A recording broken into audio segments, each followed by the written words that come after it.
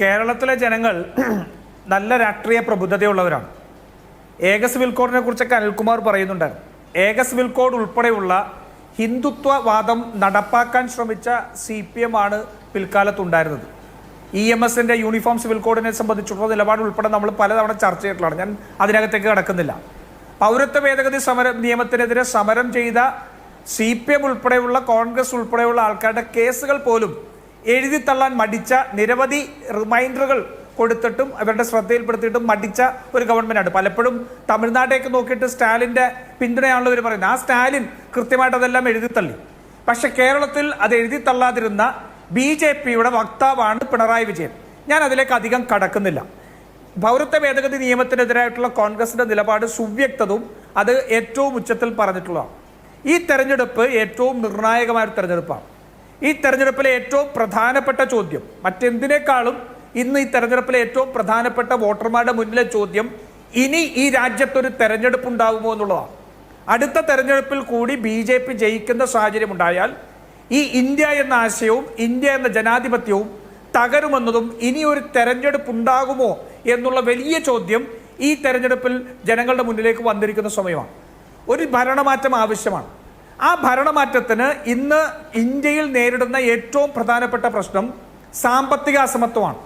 ആ സാമ്പത്തിക അസമത്വം ജനങ്ങൾ അനുഭവിച്ചു കൊണ്ടിരിക്കുകയും അവരതിൽ ഒരു മാറ്റം ആഗ്രഹിക്കുകയും ചെയ്യുന്ന സമയമാണ്.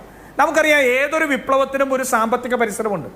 ഇന്ത്യൻ സ്വാതന്ത്ര്യ സമരത്തിൽ പോലും ബ്രിട്ടീഷിനെതിരായിട്ടുള്ള വികാരം ഉണർന്നു വന്നത് അവരുടെ നികുതി ഭീകരതയും അതുപോലെയുള്ള സാമ്പത്തികവും സാമൂഹികമായ അസമത്വത്തിൽ നിന്നാണ്. അതല്ലാണ്ട് ആദ്യമേ പോയിട്ട് ബ്രിട്ടീഷ് ഇന്ത്യ അങ്ങ് വിട്ടോളണം എന്ന് പറഞ്ഞുകൊണ്ട് സമരമായിരുന്നില്ല. പകരം ആ സാമ്പത്തികവും സാമൂഹികമായ പരിസരത്ത് നിന്ന് ജനങ്ങളെ ഒരുമിപ്പിച്ചുകൊണ്ട് അന്ന് ബ്രിട്ടീഷിനെതിരെ ഒരു സമരമായിരുന്നു ഇന്ത്യൻ നാഷണൽ കോൺഗ്രസ് ദേശീയതയായിട്ട് ഉയർത്തിക്കൊണ്ടുവന്നത്. ഇന്ന് ഈ രാജ്യത്തെ ഭരണഘടനയെ അട്ടിമറിച്ചുകൊണ്ട് ഒരു വിഭാഗീയ ചിന്തകളോടുകൂടി ഈ രാജ്യത്ത് സാമ്പത്തിക അസമത്വം ഉണ്ടാക്കി കുത്തകവൽക്കരണത്തിലൂടെ ഈ രാജ്യം തീവ്ര വലതുപക്ഷ രാഷ്ട്രീയം മുന്നോട്ട് പോകുമ്പോൾ സാധാരണ ജനങ്ങളെ ബാധിക്കുന്ന ഏറ്റവും പ്രധാനപ്പെട്ട പ്രശ്നം ഇവിടുത്തെ സാമ്പത്തിക അസമത്വവും അവന് ഈ രാജ്യത്തിൻ്റെ വിഭവങ്ങളിൽ അവകാശമില്ലാതെ ആവുകയും അത് ചുരുക്കം ചില കോർപ്പറേറ്റുകളുടെ കയ്യിലേക്ക് മാത്രം ഈ രാജ്യത്തിൻ്റെ മുഴുവൻ വിഭവവും ചെല്ലുന്നുള്ള സാമ്പത്തികമായിട്ടുള്ള ഏറ്റവും പ്രധാനപ്പെട്ട പ്രശ്നമുണ്ട്. ആ സാമ്പത്തിക പ്രശ്നത്തിന് ജനങ്ങളെ ഉദ്ബോധിപ്പിച്ച് അതിന് പരിഹാരം കണ്ടാൽ ഈ വർഗീയ പാർട്ടിയെ ഭരണത്തിൽ നിന്ന് തൂത്തെറിയാൻ സാധിക്കും.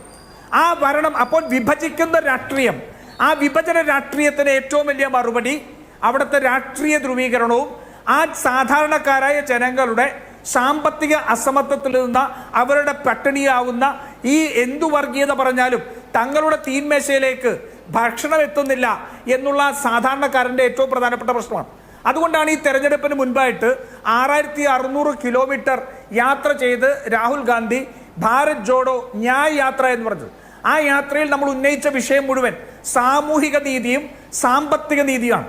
ആ സാമൂഹിക നീതിയും സാമ്പത്തിക നീതിയും ഉയർത്താനുള്ള ചരിത്ര പശ്ചാത്തലം പൂർവ്വ ഇന്ത്യയിൽ ഈ രാജ്യത്തെ ഇതിനേക്കാൾ വലിയ വർഗീയ വിഭജനത്തോടുകൂടി ബ്രിട്ടീഷ് ഭരിച്ചിരുന്നപ്പോൾ അവരെ ഒരുമിപ്പിച്ചത് ആ സാമൂഹികവും സാമ്പത്തികവുമായ നീതിക്ക് വേണ്ടിയിട്ടുള്ള സാമൂഹിക നീതിയെക്കുറിച്ചും സാമ്പത്തിക നീതിയെക്കുറിച്ചും അപരവൽക്കരണത്തെക്കുറിച്ചും ഒക്കെ പറയുന്നുണ്ട്.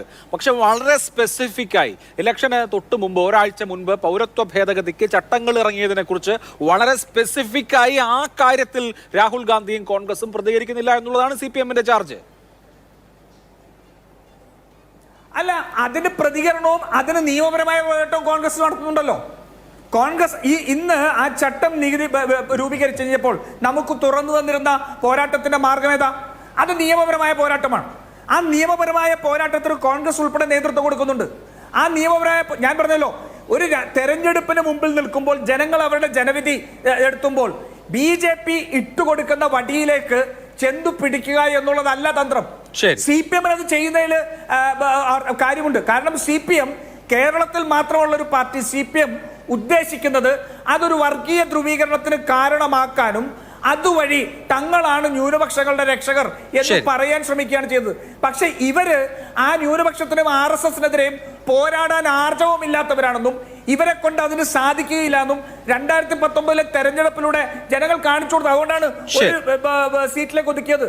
ഇപ്പോ അതുപോലും കഴിയാത്ത, അവർക്ക് അതിന് ആർജവുമില്ല എന്ന് കേരളത്തിലെ മതേതര വിശ്വാസികൾ തിരിച്ചറിഞ്ഞിരിക്കുന്ന ഒരു കാലമാണ്. അതുകൊണ്ട് ആ വർഗീയ ധ്രുവീകരണത്തിന്റെ വടി CPM ഉപയോഗിക്കുമ്പോൾ അതിൽ പേടിക്കേണ്ട കാര്യമില്ല. പകരം ജനങ്ങളുടെ പ്രശ്നം ഉയർത്തിക്കൊണ്ട് ആ വർഗീയ രാഷ്ട്രീയത്തെ ഇല്ലായ്മ ചെയ്യുക എന്നുള്ളതാണ് കോൺഗ്രസിന്റെ നയം. ശരി.